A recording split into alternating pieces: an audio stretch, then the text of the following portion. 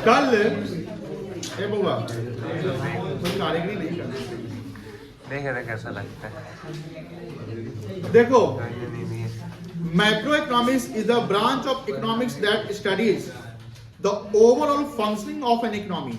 यहाँ पर इकोनॉमी की बात करते हैं, इकोनॉमी मतलब कि पूरे होल नेशन की बात करते हैं, होल नेशन की बात करते हैं, और एक इंडियन इकोनॉमी का इम्पैक्ट सब पे पड़ता है, एक इंडिविजुअल पे नहीं पड़ता है। It include the national income, जो हम लोग कल देखे थे। अब नेशनल इनकम हमने क्या बताया था कि कोई भी इनकम कहीं से भी एक रेसिडेंट इंडियन अगर कमा रहा है वो इंडिया का नेशनल इनकम कहलाएगा, कोई दिक्कत नहीं है। एम्प्लॉयमेंट, जैसे आप देखते होंगे एम्प्लॉयमेंट रेट, अनएम्प्लॉयमेंट रेट वगैरह वगैरह। Inflation and economic growth. Economic growth का मतलब अगर हम जीडीपी, जैसे जीडीपी ग्रो कर रहा है मतलब 6% या एस्टिमेशन, जैसे आज आरबीआई की पॉलिसी आने वाली है। अब ध्यान सुनिएगा, गवर्नमेंट जो अपना बजट लाता है, और गवर्नमेंट जो बजट लाता है उस बजट में एक साल का रेवेन्यू यानी रिसीट्स एंड पेमेंट के बारे में डिस्कस करती है कि एक साल में हमने कहां से हमारा पैसा आया और एक साल में हमको पैसा कहां खर्च करना है, यानी पिछले एक साल का परफॉर्मेंस और आने वाले एक साल का प्लान जो है गवर्नमेंट अपने बजट में दिखाती है। तो गवर्नमेंट भी एक इकोनॉमी पॉलिसी करती है, गवर्नमेंट भी क्या करती है, एक इकोनॉमिक पॉलिसी करती है। लेकिन गवर्नमेंट जो इकोनॉमिक पॉलिसी करती है उसको बोलते हैं फिस्कल पॉलिसी। क्या बोलते हैं? Fiscal policy. ये मिनिस्ट्री ऑफ फाइनेंस, गवर्नमेंट के बिहार में एक मंत्रालय है, मिनिस्ट्री, जिसको बोलते हैं मिनिस्ट्री ऑफ फाइनेंस। और मिनिस्ट्री ऑफ फाइनेंस के हेड कौन है? Finance minister. यानी देखिएगा, बजट वगैरह जो होता है या जीएसटी से रिलेटेड बातें होती है, इनकम टैक्स से रिलेटेड बातें होती है, ये डिस्कशन पूरा मंत्रालय, सभी मंत्रालय तो नहीं करता है, उसको रेलवे मंत्रालय तो करेगा नहीं, तो कहीं ना कहीं मिनिस्ट्री ऑफ फाइनेंस करते हैं। तो फिस्कल पॉलिसी भी एक तरीके से इकोनॉमी को स्टेबल करने का एक पॉलिसी है, बट फिस्कल पॉलिसी में रेवेन्यू एंड एक्सपेंडिचर की बातें होती है। जैसे आप देखेंगे कि अभी 8 जो कमीशन आया है, पे कमीशन आया है, जो सरकारी एम्प्लॉय जो केंद्र सरकार के, उनका सैलरी जो है ऑलमोस्ट डबल या 2.5 टाइम्स बढ़ने वाले हैं बहुत सारी चीजों पे। तो कहीं ना कहीं ये सब क्या है? फिस्कल पॉलिसी है। क्या है बेटा? लेकिन हमने अभी जस्ट बोला, सुनो, जब हम पढ़ाते रहे ना तो डिस्कस मत करिया कर, कोई डाउट होता है हैंड पूछ लिया कर, आप सबसे बोल रहे बेटा, ये तो दिक्कत हो जाएगा, जो सुन रहा है उसको दिक्कत हो जाएगा। और अगर आपको बातें करनी तो क्लास के बाहर ऑफिस से 4 कुर्सी लगा, वहां बैठ के बतियाइए। 9 साढ़े 9 बजे 100 रुपये लीजिए, नीति करा लेके खाइए, पर क्लास में मत प्लीज। आपके एक बच्चे का कारण क्या होता है ना, पूरा क्लास में डिस्टर्ब, या हमको भी डिस्टर्बेंस रहती है, हम आपका चेहरा देख लेते हैं, आप तो मुंह घुमेले रहता है इधर। प्लीज नहीं करिए, क्योंकि ये सब चीज बहुत खराब लगता है। सुनने वाला भी कहेगा बेकार मुंह घुमा रहा है मेरे तरफ, है ना। हम कहाँ थे? हाँ, आरबीआई पे थे। तो जो मिनिस्ट्री ऑफ फाइनेंस है वो इकोनॉमिक पॉलिसी लाता है, उस इकोनॉमिक पॉलिसी का नाम क्या है?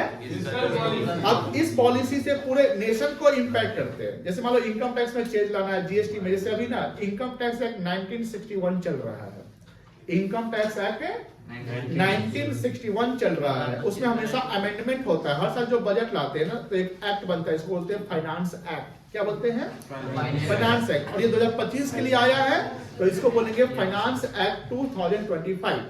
फाइनेंस एक्ट 2025 पहले लोकसभा में जो बजट पेश किया जाता है, एंड देन फिर कहा जाता है राज्यसभा में, राज्यसभा के पास जाता है, किसके पास?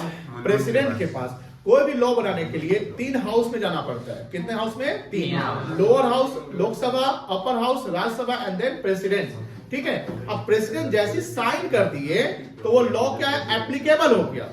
अब मान लो कि जैसे निर्मला सीतारमण मान लो कि लोकसभा में बजट पेश की, फाइनेंस एक्ट 2025, तो उस समय लॉ नहीं बनाया, ध्यान रखिएगा, उस समय फाइनेंस एक्ट नहीं कहलाएगा। फाइनेंस एक्ट कब कहलाएगा? व्हेन प्रेसिडेंट साइन कर दे, गिव हर एसेंट, जब वो अपना सहमति साइन कर दे। ये एक फॉर्मेलिटी होता है, प्रेसिडेंट साइन करते ही करते हैं, कोई दिक्कत नहीं है। अब समझिए ध्यान से, इनकम टैक्स एक्ट क्या चल रहा है? 1961, यानी इनकम टैक्स जो एक्ट आया था, पूरा इनकम टैक्स एक्ट जिसमें 8 लाख वर्ड साइज है, उसमें क्या हुआ कि वो 1961 में बना। अभी क्या चल रहा है? 2025। अब देखो 1961 से 2025 में कितना business scenario, business environment change हुआ। बिजनेस करने का तरीका, रेवेन्यू जनरेट करने का तरीका, मान लो इन्फ्लेशन डिफ्लेशन की उस समय का वैल्यू और अभी के वैल्यू में काफी अंतर है। जैसे आप सुने हुए कंपनी एक्ट 1956 हुआ करता था, उसको अमेंड करके 2013 में नया पूरा ला दिया गया। अभी जैसे इनकम टैक्स में कॉम्प्लिकेशन बहुत सारे होते थे, अब कॉम्प्लिकेशन को ठीक करने के लिए कोई एक्सपर्ट चाहिए, जैसे चार्टर्ड अकाउंटेंट, यानी कि general person income tax return file नहीं कर सकता है, क्योंकि उसको दिक्कत होती है, भैया बहुत सारे इनकम के टर्म्स वगैरह सब होते हैं। तो यहाँ पर एक न्यू टैक्स रिजीम यानी न्यू इनकम टैक्स बिल जो है इसी सप्ताह आने वाला है। वो फाइनेंस अपने बजट में बोली थी कि अगले सप्ताह आ जाएगा। अब होगा क्या, आने वाले भविष्य में या 2-3 सालों में, 4 साल में देखेंगे तो क्या मिलेगा, जो 1961 का इनकम टैक्स एक्ट है वो पूरा का पूरा एबोलिश हो रहा है, खत्म हो रहा है, एक नया एक्ट फिर से बन रहा है। और जो 8 लाख, उन्होंने बोला कि 8 लाख वर्ड्स उसमें इनकम टैक्स में इतना मोटा सा बहुत सारे कॉम्प्लिकेशन या कुछ ऐसा वर्ड उसको कम कर दिया, यानी इजी कर दिया जा रहा है। क्या कर दिया जा रहा है? इजी। यानी जनरल पर्सन जो थोड़ा बहुत इनकम टैक्स को जानता है वो भी आईटीआर अपना फाइल कर सकता है। अभी आईटीआर फाइल करने के लिए आप किसके पास, किसी एक्सपर्ट के पास जाइएगा, वो बोलेगा 1000 रुपया, 1500 रुपया, 2000, जो भी उसके चार्जेस है, क्योंकि आपको उतना नहीं आता, आपको ये डर रहता है कि इनकम टैक्स का नोटिस आ जाएगा, कुछ गड़बड़ हो जाएगा, इसलिए आप उसके पास जाते हैं। तो सरकार ये सब चेंज करने जा रही है। अब ये सब सरकार जो कर रही है इसको हम क्या बोलेंगे, फिस्कल पॉलिसी। आज हमने बोला कि आज 10 बजे करीब में जो है आरबीआई की अपनी बैठक होने वाली है। आरबीआई के गवर्नर जो है स्टेप पॉलिसी, आरबीआई का पॉलिसी जनरली हर महीने आता है। कब आता है? हर महीने। आरबीआई जो पॉलिसी लाती है वो इंटरेस्ट पे पॉलिसी लाती है या मार्जिन पे पॉलिसी लाती है, किसको किस सेक्टर को लोन देना है, कहां पर रिस्ट्रिक्शन डालना है, कहां रेट बढ़ना चाहिए, कहां रेट घटना चाहिए, वगैरह वगैरह, जिसको हम repo rate, reverse repo rate कहते हैं। तो आरबीआई ये जो पॉलिसी अपनी लाती है वो भी इकोनॉमी को स्टेबल करने के लिए, कंट्रोल करने के लिए लाती है। क्योंकि आरबीआई जो बातें बोलती है वो एक individual company, individual person, individual market को इंपैक्ट नहीं करता है, पूरे होल इकोनॉमी को इंपैक्ट करता है। अभी तक वर्ल्ड में सबसे बड़ी जो और सबसे सख्त जो ऑर्गेनाइजेशन अगर है कोई स्टैट्यूटरी बॉडी जो पार्लियामेंट से बना हुआ है, आरबीआई ही है। क्योंकि 2008 में, आपको कभी पता है क्लास की ड्यूरेशन में, 2008 में एक बहुत बड़ा मतलब कि समझ फाइनेंशियल क्राइसिस आया था यूएस में, लेमन ब्रदर्स नाम का बैंक जो है डूब गया था। ये सब जो बातें बोल रहे हैं ये प्रैक्टिकल सिनारियो में है, क्योंकि आगे जब आप जाओगे तो यही सब चीजें आपको समझने को मिलेंगे। तो लेमन ब्रदर्स डूबने का कारण क्या था कि जो उसका फेडरल बैंक है यूएस का, जैसे इंडिया का आरबीआई हो गया, जो बैंकों का बैंक, मानी बैंकों का बॉस कौन है, तो आरबीआई इंडिया में। तो यूएस में जो बैंकों का बॉस है उसको बोलते हैं फेडरल बैंक। क्या बोलते हैं? तो फेडरल बैंक की जो पॉलिसी है वो थोड़ी सी लिबरल थी। अगर हम किसी को लिबरल कर दे तो क्या हुआ, उसका फायदा दूसरा उठा लेगा। मतलब कि हम मान लो कि सख्त नहीं रखे, आपका डॉक्यूमेंट चेक नहीं करते, तो हो सकता है कि आप गलती कर रहे हैं या कुछ फ्रॉड स्कैम कर रहे हैं। तो ऐसा वो फेडरल बैंक था, उसकी पॉलिसी लिबरल थी, उस कारण अमेरिका का बैंक जो लेमन ब्रदर्स है वो डूब गया। लेकिन अमेरिका का जो बैंक डूबा उसके कारण अमेरिका को तो इंपैक्ट किया ही किया, दूसरे कंट्री के बैंकों को भी इंपैक्ट कर गया। अब सर ऐसा क्यों? तो अमेरिका बहुत बड़ी मतलब जानते हो कंट्री इकोनॉमी के मामले में है। जंगल में या कहीं भी अगर बहुत बड़ा पेड़ गिरता है तो आसपास के छोटे पेड़ है उसमें इंपैक्ट कर देगा नहीं करेगा? वही कहानी हुआ कि अगर बड़ा पेड़ गिर रहा है तो छोटा छोटा पेड़ को इंपैक्ट कर देगा। तो इंडिया में ये क्राइसिस हुआ था पूरे वर्ल्ड में, लेकिन अभी तक इंडिया में हिस्ट्री रहा है कि आरबीआई किससे जो बैंक लाइसेंस लेती है, रीजनल बैंक छोड़ दीजिए, जैसे ग्रामीण बैंक सब नाम सुनते हैं ना, तो ग्रामीण बैंक सब आरबीआई के अंदर नहीं आता है पूरा का पूरा, वो नाबार्ड के अंदर आता है। किसके अंदर आता है? नाबार्ड, NABARD, नाबार्ड, नेशनल, ये फुल फॉर्म लिखवाए होंगे, national agricultural bank and rural development, national agricultural bank and rural development, तो नाबार्ड के अंदर आता है। लेकिन जो नेशनलाइज्ड बैंक है सर, नेशनलाइज्ड बैंक जैसे आईसीआईसी हो गया, PNB, SBI, Allahabad bank, Indian bank, bank of India, HDFC, ये सब सुन रहे ना? हाँ, बीओबी, बैंक ऑफ बड़ौदा। तो यहाँ पर क्या है, सुनो, आरबीआई सबको इतनी कंट्रोल करके चलती है कि अभी तक हिस्ट्री में इंडिया में कोई बैंक अभी कोलैप्स नहीं किया है। लेकिन हाँ, एक समय ऐसा इंडिया में आया था कि एक यस बैंक हुआ करता था, अभी भी है। तो यस बैंक में इंसॉल्वेंसी का सिचुएशन लगभग आ गया था, उस समय क्या हुआ था, यस बैंक का जो शेयर प्राइस 400 रुपया था वो आ गया था 12-15 रुपए पे। मतलब कि अगर उसमें किसी ने इन्वेस्टमेंट कर रखा होगा तो सीधे वो मतलब कि रोड पे आ जाएगा ऐसा। लेकिन भारत सरकार आरबीआई को इंसा करते कि तुम कुछ करो। आरबीआई बोलता है कि रुकिए साहब हम कुछ करते हैं। आरबीआई बोला एसबीआई को, सुन उसमें जो उसको बचाओ। अब उसको बचाएं कैसे, उसमें इन्वेस्टमेंट करो, खरीदो उसको। और वहां पर बोला गया कि तुम 5 साल तक इसको छोड़ेगा नहीं, कमजोर है, इसको पकड़े रहो। 5 साल बाद जब ठीक ठाक हो जाएगा तो तुम उसमें से थोड़ा स्टेक अपना बेच देना, कोई और ले लेगा। बात समझ आ रही ना? यानी यस बैंक डूबने की कगार पर था, लेकिन तो कौन बचाया? आरबीआई, सरकार की पॉलिसी कह सकते। अक्सर देखिए दिल्ली, हाँ बोलिए बेटा। नहीं वो 400 ही पहुंचा नहीं, वो 10 का 10 चल रहा है जैसे मोटा प्लान। तो आरबीआई जो पॉलिसी लाती है, सुनो, आरबीआई जो पॉलिसी लाती है उसको बोलते हैं मॉनेटरी पॉलिसी। हाँ, उसका शेयर प्राइस गिरा कैसे? जब कोई नेगेटिव, हाँ सुनो, सुनना चाहते हो तो सुनो। जब कोई नेगेटिव रिजल्ट आता है, अगर मार्केट में ये न्यूज फैल जाए कि आईसीआईसीआई का कैश क्रंच चल रहा है, आईसीआईसीआई का लोन बहुत ज्यादा हो गया है, नेगेटिव रिजल्ट हो रहा है, इंसॉल्वेंसी का सिचुएशन होने लगा है, बताइए नेगेटिव न्यूज है कि पॉजिटिव न्यूज है? तो वो जो रीजन होते हैं उसके कारण क्या होते हैं, उसमें जो शेयर होल्डर शेयर खरीदे रहते हैं वो जल्दी वहां से भागना चाहते हैं। समझिए इकोनॉमिक्स, जब आप जल्दी भागना चाहते हैं तो आपके पास उस कंपनी का शेयर है, क्या है? और उस शेयर को आप बेचना चाह रहे हैं, जो भी दाम मिल जाए बेच देते हैं।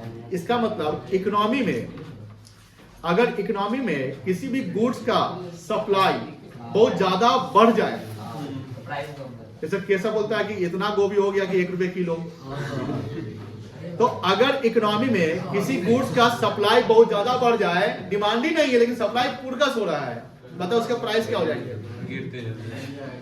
क्या हो जाएगा? गिर जाएगा, क्रैश कर जाएगा। आजकल हम अभी मतलब कि मेरे रिलेटिव है, उनका भी बहुत जमीन मेरा किसान है, तो बोले कि सर ऐसा सिचुएशन आया है कि खेत से गोभी कटवाने के लिए भी पैसे लगते हैं और मार्केट में 1 रुपए किलो गोभी बिक रहा है कि हम कटवाए नहीं है, हम खेत जोतवा दिए गोभी के साथ साथ। ये बात सही बोला है बच्चा। तो सप्लाई अगर बहुत ज्यादा कर दे रहे हो मार्केट में जिसकी डिमांड ही नहीं है, वही बात होती है। किसी कंपनी का शेयर अगर बहुत सप्लाई हो रहा है, सेल हो रहा है, तो डिमांड नहीं, तो उसका प्राइस क्या हो जाएगा? 50-100 रुपए किलो। गोवा ये थोड़ा करो तो बेटा, आगे नहीं बेच सकते हैं, सूखा हुआ गोभी नहीं खाएगा। अल्लाह नहीं। Difference between micro and macro, ये रीड कर दो, थोड़ा समझ में नहीं आ रहा बताओ।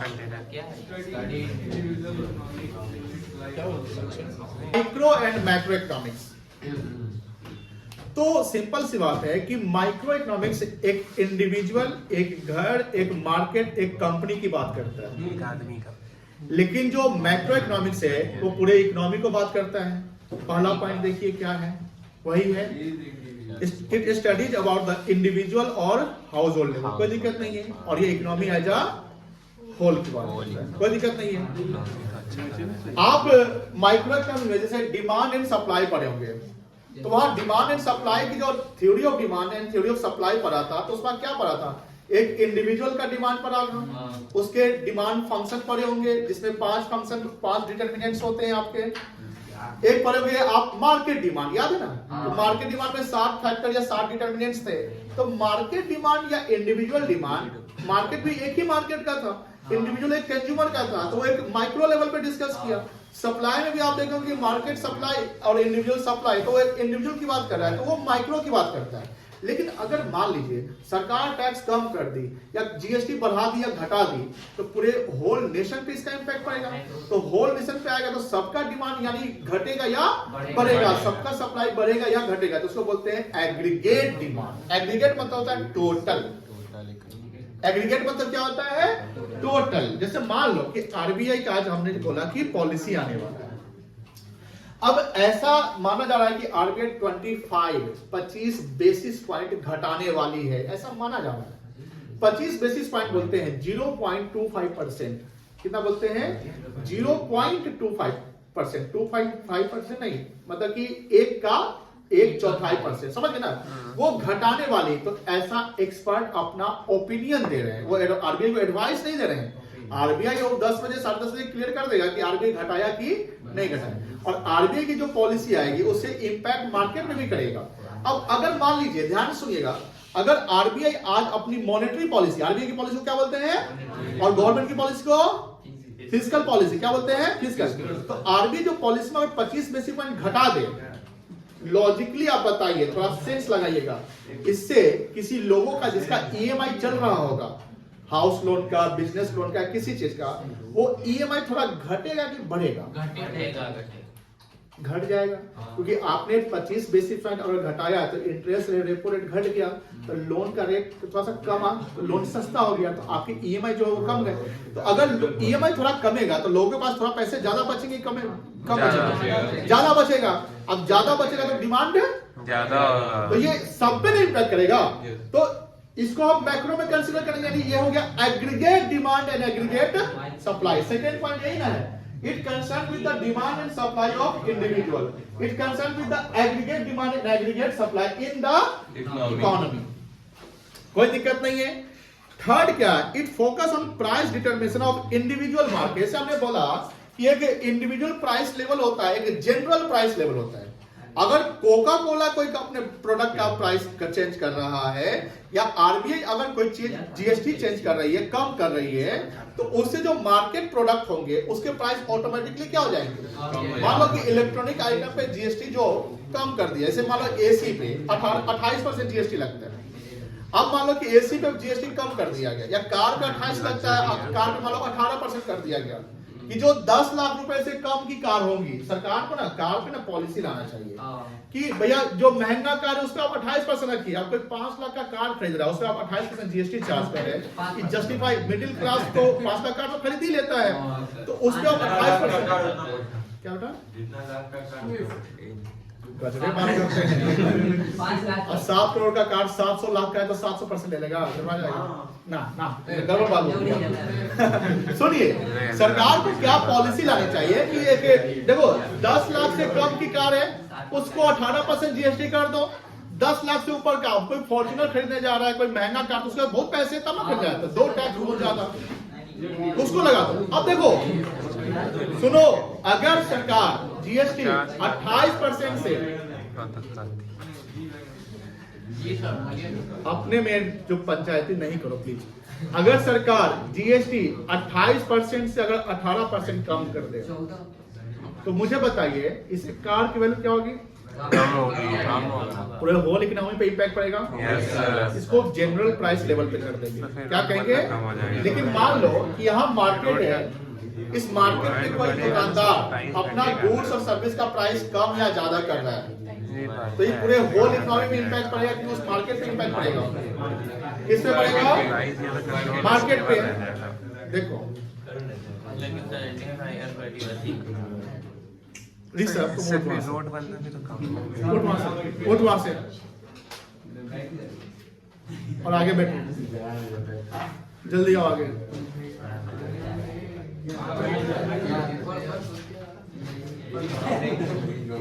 जल्दी आओ, टाइम नहीं है।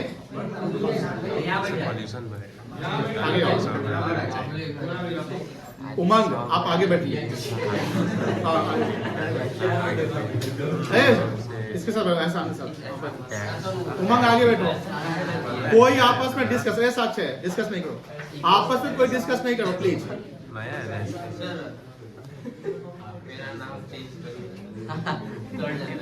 अब्दुल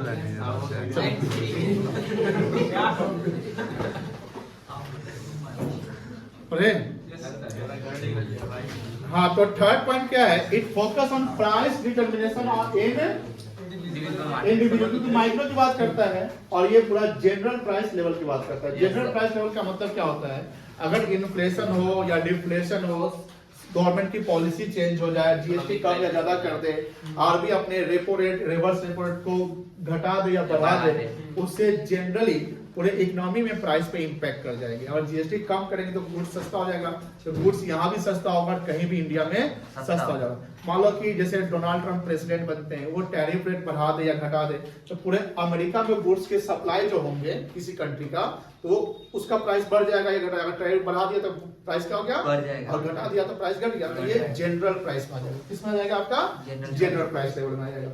फिर अब देखो एग्जांपल क्या है, डिमांड फॉर अ प्रोडक्ट, यानी यहाँ पर माइक्रो में क्या होता है कि किसी इंडिविजुअल डिमांड की बात करते हैं। हमने देखा होगा कि जैसे आप पीपीसी पढ़ेंगे, प्रोडक्शन पॉसिबिलिटी, तो जो पीपीसी आप पढ़ रहे हैं वो किसकी पढ़ रहे थे, एक सप्लायर की बात कर रहे थे, एक सप्लायर के पास लिमिटेड रिसोर्सेज है, तो वो लिमिटेड रिसोर्स को वहां अप्लाई करेगा जहां पर ज्यादा मैक्सिमम बेनिफिट हो, यही ना बात है। लेकिन जब आप बात करते हैं कि मैक्रो की बात करते हैं, तो मैक्रो में जीडीपी की बात हो जाती है। जैसे हम अगर डिमांड करें या एग्रीगेट डिमांड है, गवर्नमेंट की अपनी पॉलिसी चेंज हो रही, मान लो कि लोगों का टैक्स रेट हम कम कर दिए वगैरह वगैरह, इससे इंप्लॉयमेंट जनरेट हो सकता है, जीडीपी इसका इंपैक्ट पड़ सकता है। तो अगर हम पॉजिटिव सिनारियो में जाते हैं, यानी इंडिया का शेयर मार्केट इन्फ्लेट बढ़ रहा है, मान लो इंप्लॉयमेंट बढ़ रहा है, यहाँ लिटरेसी रेट बढ़ रहा है, ये सब चीजें अगर देखते हैं तो कहने कि इससे जीडीपी पे डायरेक्ट इंपैक्ट करता है। जीडीपी को इंपैक्ट करने के लिए कुछ एक्सटर्नल फैक्टर भी, एक्सटर्नलिटी जिसको कहते हैं, जैसे एक पर्सन है, उनका नाम ऐसा आई थिंक न्यूज में सुने होंगे यार, एक नितिन कामत को तो जानते हैं आप, ध्यान सुनिएगा मेरी बात, आप बातें नहीं करेंगे, डिस्कस नहीं करेंगे, सिर्फ सुनिए। आप लोगों का प्रॉब्लम क्या है, जैसे लोग नाम लेते हैं तो आप आगे पीछे पूछने लगते हैं यार, ध्यान सुन रहे। नितिन कामत जो जीरोधा के फाउंडर है, तो नितिन कामत पॉडकास्टिंग में भी पॉडकास्ट कर रहे थे, तो उन्होंने एक पर्सन जो यूएस का एलए का, सुन ले भाई,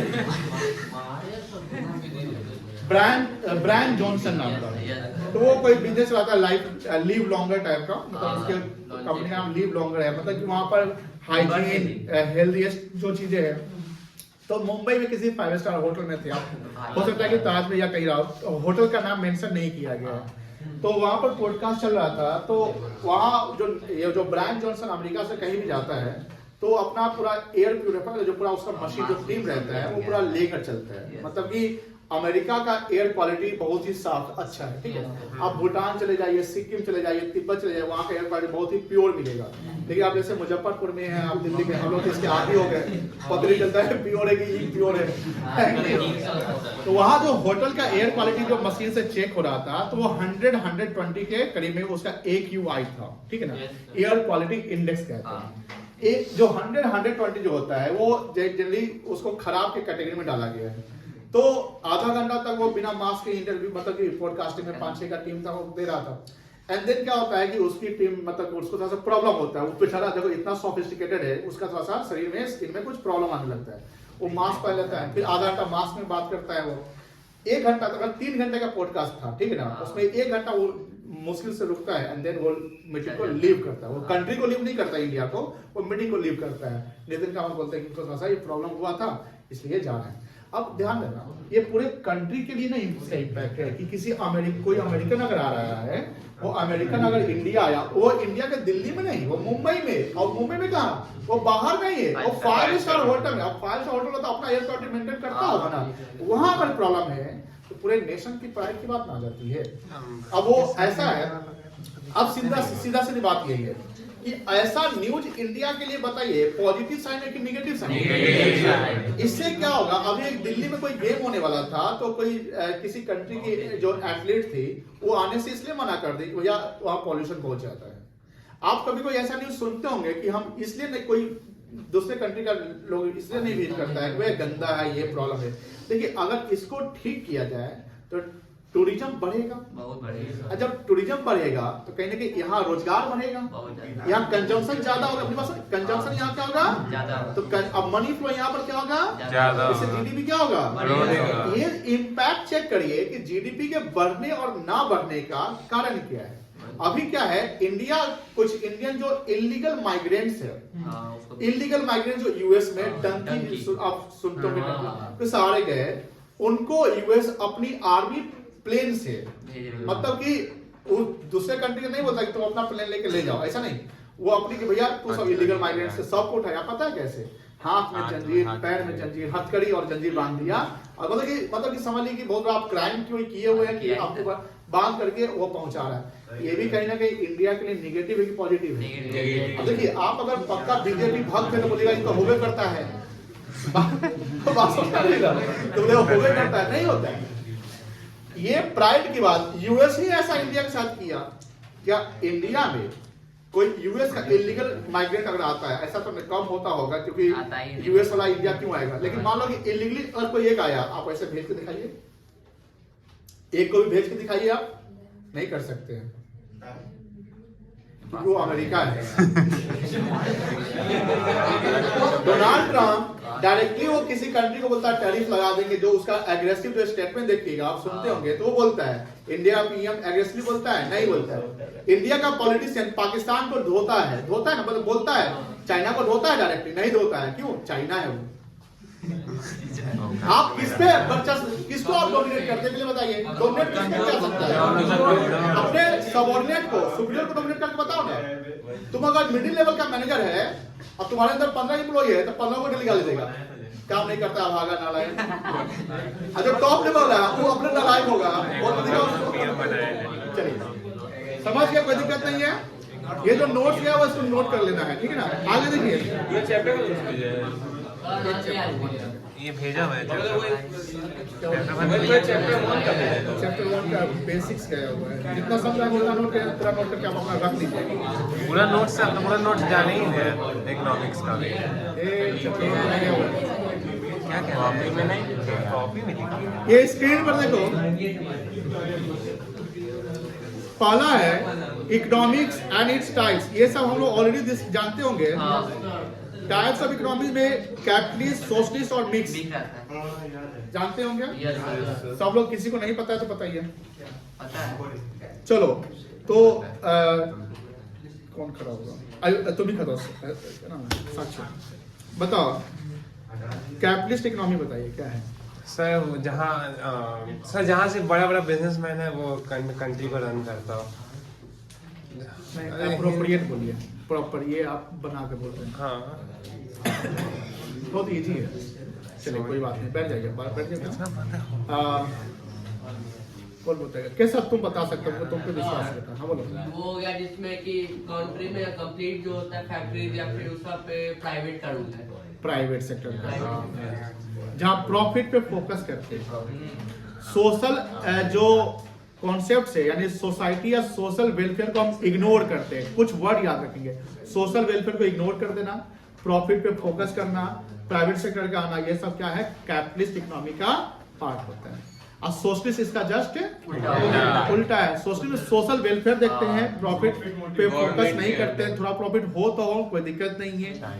और मिक्स क्या है? The combination of. अब हम आपसे सवाल पूछते हैं कि मुझे ये बताइए, इंडिया या इंडियन इकोनॉमी जो है वो कैपिटलिस्ट है कि मिक्स है कि सोशलिस्ट? मिक्स्ड है। इंडिया में कुछ सेक्टर अभी भी पूरे गवर्नमेंट सेक्टर में ही आते हैं। आप देखते हैं इंडिया में से मानो कि बीपीएल की बातें करते हैं, आप राशन की बातें करते हैं, टैक्सेशन की बातें करते हैं, या सरकार जैसे बोलती है पीपीपी मॉडल चलेगा। पीपीपी मॉडल याद है? Public private partnership. ये भी बताए होंगे, प्राइवेट पब्लिक पार्टनरशिप, यानी गवर्नमेंट भी आएगी और प्राइवेट सेक्टर। जैसे हमने कुछ हॉस्पिटल का भी बताया, जैसे हॉस्पिटल में दिल्ली मेट्रो, दिल्ली मेट्रो का नाम सुने होंगे, तो दिल्ली मेट्रो मिक्स इकोनॉमी पे वर्क करता है। यानी दिल्ली मेट्रो का फेयर बहुत ज्यादा नहीं, और इसको पूरा प्राइवेट कर दिया जाए तो फेयर क्या हो जाएगा? बढ़ जाएगा। इंडियन रेलवे में कुछ अब सेक्टर जो है प्राइवेटाइज हो रहे हैं। पहले फुल्ली सोशलिस्ट के अंदर यानी गवर्नमेंट सेक्टर में आता था। लेकिन अगर मेरा ओपिनियन है, मतलब कि मेरा एडवाइस है गवर्नमेंट को कि रेलवे में भी प्राइवेट सेक्टर, जैसे रोड चल रहे हैं ना, तो रोड पे सरकारी बस भी चलता है और प्राइवेट। बात को समझिए ध्यान से। आप लोग बोलिए सर आप सही बोले कि गलत बोले, सर ऐसा नहीं होना चाहिए। आप मुझे क्रिटिसाइज भी कर सकते हैं कि सर यहाँ पर ये होना चाहिए, ठीक है ना। तो मान लीजिए कि जैसे रोड है उस पर प्राइवेट बस भी, सरकारी बस भी, सबकी चलती है, ठीक है ना। तो इससे क्या होता है कि ट्रैफिक का प्रॉब्लम या भीड़ का प्रॉब्लम ज्यादा नहीं रहता है। जिसको जो बस मिल गया आराम से चल दिए, सीट उनको प्रॉपर मिल जाता है, टाइमली सीट मिल जाता है, आपको कोई दिक्कत नहीं है। आज रेलवे का सिचुएशन जान ही रहे होंगे कि सिचुएशन ऐसा होता है कि कोई फेस्टिवल सीजन जब आता है या अभी कोई भी चीज आता है तो एक तरीके से आपको 2-3 महीने पहले रिजर्व करने पड़ते हैं। कभी कभी होता है कि आपके रिजर्व सीट पे भी कोई आके बोलता है बैठ जाए, आप उसको नहीं बोल सकते, तो लोकल होता है। वो क्या होता है, लोकल होता है। और लोकल को बोलिएगा और चेन खींच देगा और मालिक दो चार को बुला देगा, या अभी आप मुंबई देख रहे हो कैसी घटना हो रही थी ट्रेन में। अब मेरा क्या सुझाव है कि जो देखो रेलवे ट्रैक तो है, ये है, प्राइवेट सेक्टर को बोलो कि भैया तुम अपना ट्रेन बनाओ, अपना हाँ खरीदो क्या नहीं? ट्रेन तो बना नहीं कर सकता है क्या? मुकेश अंबानी को बोल दीजिए, वो सीधे खड़ा कर देगा 6 महीना में ट्रेन, है कि नहीं? पैसा की कमी है उसके पास। आप टाटा को बोलिए, 6 महीना, महिंद्रा को बोलिए। अब देखिए भारत सरकार, सुनो ध्यान से, भारत सरकार ट्रैक दे दिया, उस ट्रैक का डेवलपमेंट, क्योंकि जब प्राइवेट वाले बोले ट्रेन अपना चला सकते हो तो प्राइवेट वाले से क्या लीजिएगा? रेवेन्यू आ जाएगा आपको। उस रेवेन्यू से आप क्या करिएगा? इंफ्रा को डेवलप करिए। किस इंफ्रा को? रेलवे की इंफ्रा को। ब्रिज बना दीजिए, अंडरपास बना दीजिए, अंडरपास समझते हैं ना? अंडरपास बना दीजिए, डैम वगैरह स्ट्रॉन्ग करिए, जहाँ ट्रैक है उसको ट्रैक और मतलब कि ब्रॉड कर दीजिए। इससे क्या फायदा होगा? और एक चीज और कि सरकारी जितनी ट्रेन है उसके प्राइस वैसे ही रखिए, प्राइवेट वाले अपने फैसिलिटी के अनुसार प्राइस रख लेंगे। अब कस्टमर के पास चॉइस ऑफ ट्रेन हो जाएगा ना। आपको सरकारी ट्रेन में सीट नहीं मिल रहा है, आपको इमरजेंसी है, हम 1 या 2 दिन में तैयार है, प्राइवेट से चल जाइए। आज प्लेन से लोग क्यों जाते हैं? पैसा है, जल्दी के लिए चल जाते हैं। आज ट्रेन में ऐसी फैसिलिटी नहीं है, तो सरकार को ऐसी करनी चाहिए। इससे क्या प्रॉब्लम क्या है भैया? सरकारी ट्रेन तो चल ही रहा है, ऐसा तो नहीं कि वहां पर सरकारी ट्रेन को हम बेच दें या गवर्नमेंट इसको 100% प्राइवेटाइज कर देंगे। तो ऐसा भारत में, क्योंकि भारत का पॉपुलेशन लगभग 150 करोड़ है, 40 नहीं अब 150 हो गया होगा। लोगों का रोजगार चलता है ट्रेनों से। आज जैसे मुंबई का लोकल ट्रेन देख लीजिए, ये सब चीजें, तो ये होना चाहिए। हावड़ा पे भी कितना भीड़ लगता है। चलिए अच्छा, अमेरिका बताइए, अमेरिका कौन सी इकोनॉमी है? कैपिटलिस्ट। अफगानिस्तान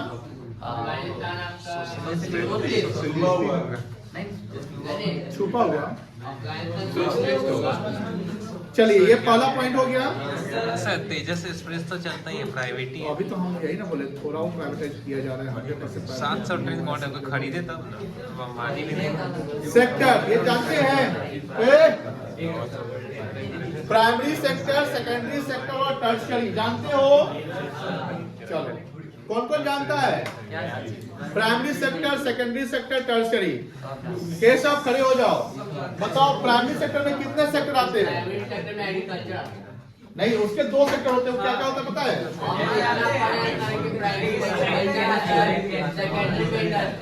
बैठ जाइए, तुम बताइए आयुष, प्राइमरी में क्या क्या आता है? सर नेचुरल और एक्सट्रैक्ट आता है। Natural resource, very good. Genetic and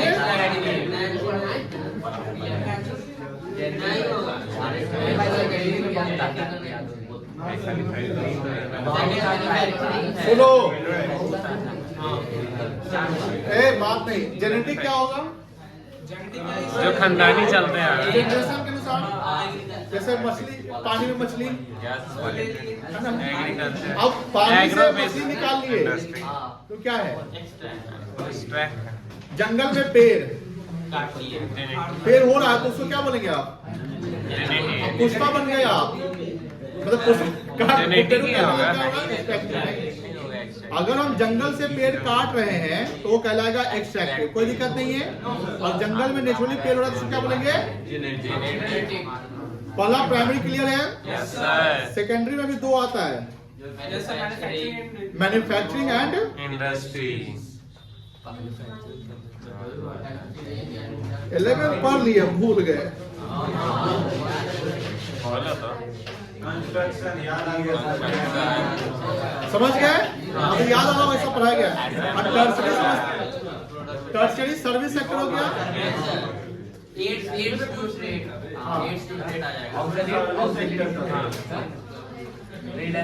चलो बताओ, एड्स टू ट्रेड का मतलब क्या है? ट्रेड को जो फैसिलिटेट करता है। Very good. जो ट्रेड को फैसिलिटेट करता है, यानी 2 सेक्टर विच कम्युनिकेट और interlink, primary sector and secondary sector, primary तो अपने जगह पे होगा, सेकेंडरी अपने जगह पे होगा, तो उसको कम्युनिकेट या इंटरलिंक कौन कर रहा है? Tertiary sector. इंडस्ट्री सेक्टर को पैसे भी चाहिए, कौन सर्विस देगा? वो टर्सरी आ जाएगा, बैंक वगैरह आ जाएगा, इंश्योरेंस करवाना है प्रोटेक्शन के लिए, टर्सरी आ जाएगा, हमको एडवर्टाइजमेंट करवाना है, टर्सरी आ जाएगा, हमको गुड्स स्टोर करना है, टर्सरी आ जाएगा। तो टर्सरी में क्या आ गया? वेयर हाउसिंग, क्या आ गया? Advertisement, insurance, banking, transportation,